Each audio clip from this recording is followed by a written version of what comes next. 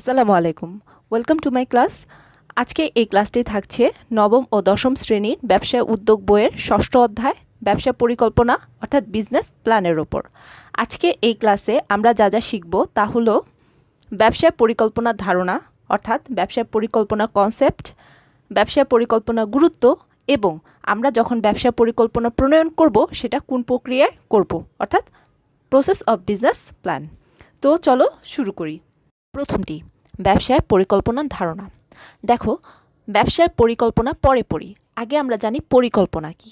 পরিকল্পনা হলো ভবিষ্যতে কোনো একটা কিছু, কোনো স্পেসিফিক কিছু লক্ষ্য বা উদ্দেশ্য আমরা অর্জন করতে চাই। সো সেটা অর্জন করার জন্য কখন, কিভাবে, কার দ্বারা, কতটুকু এবং কোনটার পর কোনটা করতে হবে, ঠিক আছে? সেই কর্মপন্থার ছকটা যখন আমরা এঁকে ফেলতে পারবো বা আঁকি, সেটাই হলো আমাদের পরিকল্পনা। ভবিষ্যৎ নিয়ে আমরা কিন্তু সারাক্ষণই চিন্তা করতে থাকি এবং সারাক্ষণই চিন্তা করি কোনটার পর কোনটা করব, কিছু একটা লাগবে বা কিছু একটা করতে চাই সেটা। তো আমরা ব্যবসার ক্ষেত্রে যখন এরকম কোনো পরিকল্পনা করব, সেটাই কিন্তু আমাদের ব্যবসার পরিকল্পনা। তাহলে আমরা বলতে পারি ব্যবসার পরিকল্পনা হলো ব্যবসায়ের ভবিষ্যতের কার্যক্রমের প্রতিচ্ছবি। অর্থাৎ এটা এমন একটি লিখিত দলিল। ব্যবসার পরিকল্পনাটা অবশ্যই লিখিত হওয়া বাঞ্ছনীয়, কারণ তোমার ব্যবসাটা কিন্তু কন্টিনিউয়াসলি মুভমেন্ট হচ্ছে, মুভ করতেছে, চেঞ্জ হচ্ছে এবং পরিস্থিতিও কিন্তু চেঞ্জ হয়ে যাচ্ছে। সো তোমার যদি লিখিত আকারে না থাকে তাহলে কিন্তু খুব শীঘ্রই তুমি কিন্তু হয়ে যাবা, ডিসপ্লেস হয়ে যাবা বা পাজলড হয়ে যাবা যে কী চিন্তা করছিলাম বা কী করতেছে, ঠিক আছে? সো তোমার ব্যবসার পরিকল্পনাটা অবশ্যই লিখিত হবে। তো এই লিখিত দলিল যার মাধ্যমে ব্যবসার লক্ষ্য অর্থাৎ তুমি এই ব্যবসার মাধ্যমে বা ব্যবসায় কার্যক্রমের মাধ্যমে কি অর্জন করতে চাও সেটা, তোমার ব্যবসার প্রকৃতি, কোন ধরনের ব্যবসা তুমি করতেছো, সেটা তোমার পণ্য বা সেবা কি কি তুমি প্রোভাইড করতে চাচ্ছ সেটা, তারপরে তুমি কিভাবে ব্যবসাটা ম্যানেজ করতেছো, ঠিক আছে? তো তোমার ব্যবসা কি তুমি অর্গানাইজ করতেছো, তুমি ম্যানেজ করতেছো কিনা, বা তোমার কোনো পার্টনার আছে কিনা, বা এটা কোনো কোম্পানি কিনা সেটা, এবং কিভাবে কে কখন ম্যানেজ করবে, কোন কাজটা করবে সেটাও থাকবে। তারপর অর্থায়নের উপায় অর্থাৎ কোথা থেকে তোমার কত পরিমাণে টাকা আসবে, বিনিয়োগ আসবে, তুমি সেটা কিভাবে অর্গানাইজ করবে এবং ম্যানেজ করবে সেটা থাকবে। তারপর তোমার ব্যবসার বর্তমান অবস্থা এবং ভবিষ্যতে কতটুকু তুমি উন্নতি করতে চাও বা কিভাবে উন্নয়ন করবা, সেটার কিন্তু সার্বিক চিত্রটাই তোমার ব্যবসার পরিকল্পনায় চলে আসবে, এই দলিলটাতে চলে আসবে, ঠিক আছে? তো আমরা বলতে পারি ব্যবসা কোন দিকে অগ্রসর হবে এবং কিভাবে সেটা হবে এবং তার মাধ্যমে কিভাবে সাফল্যটা অর্জন করবে সেটাই বা সেটা সুনির্দিষ্ট দিক নির্দেশনাই হলো তোমার ব্যবসার পরিকল্পনা। দেখো, তোমাদের বইয়ে আমরা কিছু উদাহরণও দেখতে পাই এই টপিকটার আন্ডারে। যেমন বলে যে জাহাজ বা উড়োজাহাজের ক্ষেত্রে চালককে হেল্প করে কে? ওই যে রাডার, অটো পাইলট বা রাডার। হ্যাঁ, তো এই রাডার তো আমরা চিনি না, কখনো ইউজ করিনি, বাট আমরা আমাদের ব্যক্তিগত জীবনে বা প্র্যাকটিক্যালি ইউজ করি কি? জিপিএস বা গুগল ম্যাপ। হ্যাঁ, তো আমরা যদি কোনো একটি নির্দিষ্ট স্থানে বা জায়গায় যেতে চাই, সেটা কি আমাদের লক্ষ্য, সেখানে আমরা যাব। তো সেটা যাওয়ার জন্য আমরা কি করি? আমরা জিপিএসে রাইট করার পর আমাদের জিপিএস বা গুগল ম্যাপ কী করে? আমাদের শো করে যে হ্যাঁ, এখান থেকে আমরা বর্তমানে যেখানে আছি সেখান থেকে আমাদের ভবিষ্যতে ওই জায়গায় ওই সময়টাতে যেতে কোন পাথ বা পথগুলো আমাকে ফলো করতে হবে এবং ওইটাতে কি কি ঝামেলা হইতে পারে, কোথায় কোথায় টার্ন নিতে হবে এবং কতটুকু সময়ের মধ্যে যেতে হবে, এবং আমরা কি বাসে যাব না হেঁটে যাব না অন্য কোনো ট্রান্সপোর্ট মোড ইউজ করব, সেই সব কিছুই কিন্তু আমাদের ওইখানে চলে আসে। তাই বলা যায় ব্যবসায়কে ভ্রমণকারীর জন্য রোড ম্যাপ অথবা একজন দালান নির্মাতা অর্থাৎ একজন ইঞ্জিনিয়ারের জন্য কি একটা ব্লু প্রিন্ট বা নীল নকশা হিসেবে তুলনা করা যায়, ঠিক আছে? ব্যবসায় পরিকল্পনার গুরুত্ব। দেখো, তুমি একটি ব্যবসা শুরু করবা, কিভাবে করবা, কি নিয়ে করবা, কখন করতে হবে, তারপর শুরু করলা, কিন্তু কিভাবে তুমি এটা পরিচালনা করবা, কোন পদ্ধতিতে বা কি করলে তোমার যে টার্গেটটা ছিল ব্যবসার জন্য, যে যা তুমি অর্জন করতে চাচ্ছ, তোমার অভীষ্ট লক্ষ্য, সেটা কিভাবে অর্জন হবে। তো সেই সুন্দরভাবে পরিচালনা করার জন্য এবং তোমার যে টার্গেটটা আছে সেটা ফিল আপ করার জন্য কিন্তু তোমার ব্যবসা পরিকল্পনা থাকতেই হবে।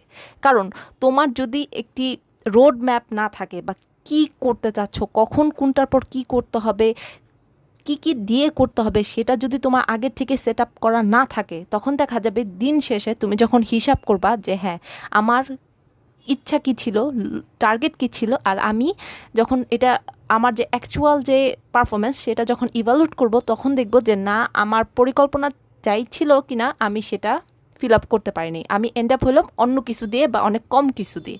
তো সেটা যেন না হয়, এরকম কোনো বাজে অবস্থা যেন না হয়, তুমি যেন তোমার লক্ষ্য বা টার্গেটটা যেন ফিল আপ করতে পারো এবং সেটা করার জন্য যা যা লাগবে সেটা যেন সুন্দরভাবে তুমি করতে পারো, তার জন্য কিন্তু তোমার ব্যবসার পরিকল্পনা থাকতেই হবে, ঠিক আছে? তো তোমাদের বইয়ে ব্যবসা পরিকল্পনা গুরুত্বকে 4টি পয়েন্ট আকারে এক্সপ্লেন করছে। সো চলো 4টি পয়েন্ট দেখি কি কি। প্রথমটি, ব্যবসার পরিচালনার দিক নির্দেশনা। আমরা কিন্তু আগেই বললাম যে আমাদের পরিকল্পনাটা মানে ব্যবসার পরিকল্পনাটা আমাদের কি রোড ম্যাপ বা দিক নির্দেশনা দলিল হিসেবে কাজ করে। কিভাবে? কারণ আমরা যখন একটি পরিকল্পনা তৈরি করি তখন কিন্তু আমরা আগে সেট করি আমাদের গোল কি বা টার্গেট কি, ঠিক আছে? এবং সেই টার্গেটটা অর্জন করার জন্য কখন কি কাজ কিভাবে এবং কতটুকু সময়ের মধ্যে, অর্থাৎ আমাদের কিন্তু একটা ডেডলাইনও সেট করা থাকে, হ্যাঁ, এবং সেই ডেডলাইনের মধ্যেই কিন্তু আমাদের ওই কাজগুলো সম্পূর্ণ করতে হয় সেই লক্ষ্যটা অর্জন করতে হলে। সো সব কিছুই কিন্তু আমাদের দিক নির্দেশনা থাকে, অর্থাৎ একটা ম্যানুয়াল থাকে যে আমরা কি কাজ করব, কাকে দিয়ে করব বা কি কি রিসোর্স নিয়ে করব, কতটুকু সময়ের মধ্যে করব। তাই একজন উদ্যোক্তা বা ব্যবসায়ের জন্য, উদ্যোক্তা মানে যে নতুন ব্যবসা শুরু করতেছে এবং একজন যে বর্তমানে একজন ব্যবসায়ী, তার জন্য এই পরিকল্পনাটা কিন্তু পুরোপুরি একটি দিক নির্দেশনা দলিল হিসেবেই কাজ করে। দ্বিতীয়টি, মূলধন সংগ্রহ ও বিনিয়োগ। দেখো, তুমি একটি নতুন ব্যবসা শুরু করবা, একদম নতুন ব্যবসা শুরু করবা, সেটাতে কি লাগবে? অবশ্যই তোমার কিছু টাকা লাগবে, মানে মূলধন বা বিনিয়োগ লাগবে। আবার ধরো তুমি একটি ব্যবসা করতেছো, সেটা সম্প্রসারণ করার জন্য বা কোনো একটি চেঞ্জ নিয়ে আসার জন্য, যে টার্গেট ফিল আপ করার জন্য তোমার যে একটা নতুন স্টেপ নিতে হচ্ছে, সেটা করার জন্য তোমার কি লাগবে? অবশ্যই কিছু টাকা লাগবে বা বিনিয়োগ করতে হবে। তো তুমি যখন তোমার নিজস্ব ফান্ড থেকে টাকাটা দিচ্ছ তখন কিন্তু কোনো সমস্যা হয় না, বাট সমস্যাটা তখনই হয় যখন অন্য কারো থেকে তোমার টাকাটা নিতে হয়, ঠিক আছে? যখন কোনো দ্বিতীয় পক্ষ বা তৃতীয় পক্ষের কাছ থেকে তুমি তোমার মূলধন বা বিনিয়োগ সংগ্রহ করবা, তখন কিন্তু অনেকটাই ঝামেলা হয়ে যায়। কারণ আমরা কিন্তু আমাদের টাকা নিয়ে মানে নিজেদের দিয়ে কিন্তু নিজে অনেকটা বিশ্বাস করি না, আর অন্য মানুষের উপর তো বিশ্বাস করার মানে খুবই কষ্টকর। তো যখন তুমি কোনো ব্যাংক বা অন্য কোনো ঋণ দানকারী সংস্থা বা অন্য কোনো পার্টি যেই হোক না কেন, তার থেকে তুমি তোমার মূলধনটা সংগ্রহ করবা বা বিনিয়োগ, তাদেরকে বিনিয়োগ করার জন্য তুমি তাকে মানে ইন্সপায়ার করবা, তখন কি লাগবে? তারা কি তোমার শুধু মুখের কথার উপর ভিত্তি করে তোমারে ঋণ দিয়ে দিবে, বিনিয়োগ করবে? না, মানুষ এত বোকা না। মানুষ যখন কোনো রকম বিনিয়োগ বা টাকা সরবরাহ করার ক্ষেত্রে তারা যদি ওই পটেনশিয়ালিটিটা দেখে যে হ্যাঁ আমি এখানে বিনিয়োগ করতেছি, তার মানে কি এখান থেকে আমি কিছু প্রফিট পাবো, বা প্রফিট না পাইলেও আমি যে বিনিয়োগ করতেছি সেটা মাঠে মারা যাবে না, আমি যা টাকা দিচ্ছি সেটা আমি ফেরত পাবো। তো এটা তখনই তাদেরকে বিলিভ করানো সম্ভব হয় যখন তুমি তোমার ব্যবসার পরিকল্পনাটা, অর্থাৎ তুমি কি অর্জন করতে চাচ্ছ, কোন ধরনের ব্যবসা শুরু করতে চাচ্ছ, বা তুমি কোন ধরনের নতুন ব্যবসা সম্প্রসারণ বা ব্যবসার জন্য কি কাজটা করতে চাচ্ছ, সেটা যখন তাদেরকে লিখিত আকারে একদম একটা ছক দেখাও, একটা পরিকল্পনা শো করতে পারবা, তখনই কিন্তু তারা কি করবে? তোমার উপরে রিলাই করবে, তারা বিনিয়োগ করবে, এবং তারা কিন্তু টাকাটা দিয়ে অতটা ভয় থাকবে না যে না হ্যাঁ আমি দেখছি তার পরিকল্পনাটা কি, সে কী কাজের জন্য টাকাটা চাচ্ছে এবং কোন কাজে সে টাকাটা ইউজ করবে। এবং এটা যখন বিশ্লেষণ করে যখন তার জন্য মনে হবে যে না ঠিক আছে আমার টাকাটা নষ্ট হবে না, তখনই কিন্তু তারা কিন্তু তোমাকে টাকাটা দিবে। অর্থাৎ তোমার যদি ব্যবসা পরিকল্পনা থাকে, মানে একটা লিখিত দলিল আকারে থাকে, অর্গানাইজড একটা প্ল্যান থাকে, তাইলে কিন্তু তোমার ওই সকল মানুষের থেকে টাকা পাওয়া অনেক বেশি সহজ হবে যাদের কোনো পরিকল্পনা নাই, যারা কোনো রকমের এরকম কোনো প্ল্যান, বিজনেস প্ল্যান শো করতে পারে না, ঠিক আছে? সরকারি সুযোগ সুবিধার সদ্ব্যবহার। দেখো, আমাদের দেশের সরকার সব সময় চায় যে অর্থনৈতিকভাবে আমাদের দেশ এগিয়ে যাক, এবং সেটা করতে হলে কি করতে হবে? শিল্প, বাণিজ্য, এগুলোর উন্নতি। তো সেটা কিভাবে সম্ভব? যত বেশি উদ্যোক্তা সৃষ্টি হবে, যত বেশি ব্যবসা বাণিজ্য ক্ষেত্রে মানুষ আগ্রহী হবে, তাহলে কিন্তু আমাদের দেশ অর্থনৈতিকভাবে উন্নত হবে। তো এর জন্য সরকার কি করে? বিভিন্ন ধরনের সুযোগ সুবিধা, আর্থিক প্রণোদনা দিয়ে থাকে, এবং সেগুলো কিন্তু বেশিরভাগ সময় ক্ষুদ্র এবং কুটির শিল্প, তারপর ক্ষুদ্র মাঝারি ব্যবসা প্রতিষ্ঠানগুলো পায়, ঠিক আছে? তো আমাদের যখন একটি বিজনেস প্ল্যান থাকবে, আমরা নতুন একটি ব্যবসা শুরু করতেছি, তো শুরুতেই তো আমি যদি আমার কোনো ব্যবসা দেখাইতে না পারি, তাহলে তো আমি আর সুযোগ সুবিধা পাবো না। সো আমার যদি একটা বিজনেস প্ল্যান থাকে এবং যে সংস্থাগুলোর মাধ্যমে সরকার সুযোগ সুবিধাগুলো দেয়, সেইগুলোর কাছে যদি আমরা শো করতে পারি, তাহলে কিন্তু আমরা সুযোগ সুবিধাগুলো পাবো। হ্যাঁ, তো এটাই বলতেছি যে আমাদের যদি একটি সুন্দর অর্গানাইজ বিজনেস প্ল্যান থাকে, তাহলে কিন্তু আমরা বিভিন্ন ধরনের সরকারি সুযোগ সুবিধার সদ্ব্যবহার করতে পারবো।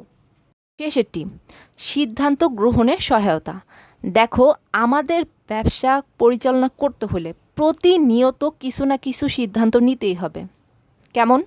তুমি ব্যবসা করতেছো, কিন্তু তোমার কিন্তু অসংখ্য প্রতিদ্বন্দ্বী আছে, কম্পিটিটর আছে, এবং তারা প্রতিনিয়ত কিছু না কিছু করতেছে তোমার কাস্টমারগুলোকে তারা নিয়ে যাওয়ার জন্য। হ্যাঁ, যখনই তারা নতুন কিছু নিয়ে আসতেছে, নতুন কোনো কৌশল নিয়ে আসতেছে এবং সেটাতে সফল হয়ে যাচ্ছে, তুমি কি করতেছো? তুমি তোমার মার্কেট শেয়ার হারাচ্ছ, মানে তোমার কাস্টমার তারা নিয়ে যাচ্ছে। তো এই প্রতিযোগীদের সাথে বিট করার জন্য তোমার কি লাগবে? তোমার কিছু কৌশল উদ্ভাবন করতে হবে, হয়তো তোমার ব্যবসাটাকে সম্প্রসারণ করতে হবে, বা তোমার ব্যবসা করার ধরনটা বদলাইতে হবে, বা নতুন কোনো যন্ত্রপাতি বা মেশিনারি নিয়ে আসতে হবে, অথবা নতুন কোনো প্রোডাক্ট লাইন অ্যাড করতে হবে। কেমন? তুমি শুধুমাত্র মিষ্টি দ্রব্য, মানে মিষ্টি, বিভিন্ন ধরনের মিষ্টি বিক্রি করো, এখন তোমার কম্পিটিটররাও একই ধরনের মিষ্টি বিক্রি করতেছে, কিন্তু এখন তুমি কি করবা? তোমার কাস্টমারগুলো তারাও নিয়ে যাচ্ছে, তুমি চাইলেও তোমার পণ্যের দাম কমাইতে পারতেছো না। তো এখন তুমি কি করবা? তুমি তোমার এই মিষ্টি জাতীয় খাদ্যদ্রব্যের সাথে আরও কিছু জিনিস অ্যাড করে ফেলো, যেমন তুমি ফাস্টফুড আইটেমও অ্যাড করলা, বা কি বলে বেকারি আইটেমগুলো অ্যাড করলা। তো তখন কিন্তু তুমি আরও নতুন কিছু কাস্টমার পাচ্ছ, বা যারা তোমার একদম লয়াল কাস্টমার, তারাও যখন দেখতেছে যে হ্যাঁ, এরা আরও বেকারি আইটেম দিচ্ছে বা ফাস্টফুড আইটেম দিচ্ছে এবং এদের পণ্যগুলো আসলে ভালো, তখন কিন্তু তারাও কিনবে, তোমার নতুন কাস্টমার ক্রিয়েট হচ্ছে। তো এটাই। আর এই ধরনের সিদ্ধান্ত তুমি আসলে নিবা কি না, বা নিলে কখন নিবা, এবং সেগুলো কার্যক্রম কখন, মানে পদক্ষেপগুলো বা বাস্তবায়ন কখন করবা, সেটাও কিন্তু তোমাকে কি বলবে? তোমার বিজনেস প্ল্যানই বলবে। কারণ তোমার বিজনেস প্ল্যানই কিন্তু সেট করা আছে তোমার টার্গেট কি, তোমার আলটিমেট টার্গেট কি, এবং সেটা তুমি কত দিনের মধ্যে ফিল আপ করতে চাও বা অ্যাচিভ করতে চাও, এবং সেটা করতে হলে তোমার কি কি কাজ করতে হবে। কিন্তু তুমি কিন্তু চাইলেই কিন্তু নতুন একটা প্রোডাক্ট লাইন অ্যাড করতে পারবে না, যদি না তোমার ব্যবসায় ওইরকম ক্যাপাসিটি না থাকে। সো এই ধরনের সিদ্ধান্ত নিতে সহায়তা কে করবে তোমাকে? তোমার ব্যবসার পরিকল্পনাই করবে। ঠিক আছে? তো এগুলোই ছিল মেনলি, মানে মূল ধাপ বা মূল গুরুত্বর পয়েন্ট, যেগুলোর জন্য কিনা আমাদের ব্যবসা পরিকল্পনা করতে হবে। ব্যবসা পরিকল্পনা প্রণয়নের প্রক্রিয়া। দেখো, এই টপিকটা, তোমাদের অধ্যায়ে এই টপিকটা পুরোপুরি এক্সপ্লেন করছে। তোমার অলরেডি একটা ব্যবসা আছে, সে ব্যবসাটাতে তুমি বড় কোনো চেঞ্জ নিয়ে আসতে চাচ্ছ, যেমন তুমি একদম ব্যবসার ধরনটা চেঞ্জ করে ফেলতে চাচ্ছ। এক মালিকানা ছিল, সেটাকে তুমি অংশীদারি করতে চাচ্ছ, বা অংশীদারি ছিল, সেটাকে তুমি স্পিল্ড করে এক মালিকানায় চলে যেতে চাচ্ছ, বা একদম উৎপাদন ব্যবস্থাটা চেঞ্জ করে ফেলতে চাচ্ছ, বা নতুন কোনো প্রোডাক্ট লাইন নিয়ে আসতে চাচ্ছ, মানে বিনিয়োগ বাড়াইতে চাচ্ছ, বা পুরাতন ব্যবসাটাকে আরও বড় করতে চাচ্ছ। তো এই ধরনের কাজগুলোই হলো তোমার, মানে কি বলে, এই পরিকল্পনা প্রণয়নের প্রক্রিয়াতে এক্সপ্লেন করছে। আর সেটা এক্সপ্লেন করার জন্য তোমার যে এই যে অনেকগুলো কাজের কথা যে বললাম, যে ধরন চেঞ্জ করতে চাচ্ছ, উৎপাদন পদ্ধতি চেঞ্জ করতে চাচ্ছ, বা বিনিয়োগ বাড়াতে চাচ্ছ, সেই কাজগুলোকে আমরা প্রকল্প বা প্রজেক্ট হিসেবে চিহ্নিত করতেছি। প্রশ্ন আসতে পারে, প্রকল্প বা প্রজেক্ট বলতে কি বুঝি? তোমাদের বইয়ে যা বলছে সেটা হলো, প্রকল্প হচ্ছে কোনো একটি নির্দিষ্ট সময়ের মধ্যে নির্দিষ্ট লক্ষ্য বাস্তবায়নে প্রণীত, পরিকল্পিত ও সুচিন্তিত কর্মপদ্ধতি। মানে এটা একটা প্রসিডিওর বা প্রসেস, যেখানে অনেকগুলো কাজ থাকবে, মানে পদক্ষেপ নিতে হবে, সেই কাজগুলো তোমাকে ধাপে ধাপে সম্পন্ন করতে হবে, এবং সেগুলো কি প্রি অর্গানাইজড, আগের থেকে চিন্তা করে রাখতে হবে। তুমি করতেছো, কিছু একটা করতেছো, করার একটা কাজ করার পর তোমার হঠাৎ করে মনে হলো আরেকটা করতে হবে, বা এটা করি বা ওইটা করি, এরকম না। তোমার একদম প্রি অর্গানাইজ থাকবে। ঠিক আছে? সেই কাজগুলোকে তোমাকে কি একটি নির্দিষ্ট টাইম লাইন, মানে সময়ের মধ্যেই করতে হবে। তোমার টাইম লাইন থাকবে, ডেডলাইন থাকবে, তার মধ্যেই তুমি করবা। সো কিসের জন্য করবা? নির্দিষ্ট লক্ষ্য অর্জনের জন্য। সো যে এগুলো যখন তুমি করবা, সেটাই কি তোমার একটা প্রজেক্ট বা প্রকল্প। সেটা বিভিন্ন সময়ের মধ্যে হতে পারে, 6 মাসের হইতে পারে, 1 বছর হইতে পারে, 6 মাসের হইতে পারে, 1 মাস, মানে যে কোনো সময়ের মধ্যে হতে পারে। ঠিক আছে?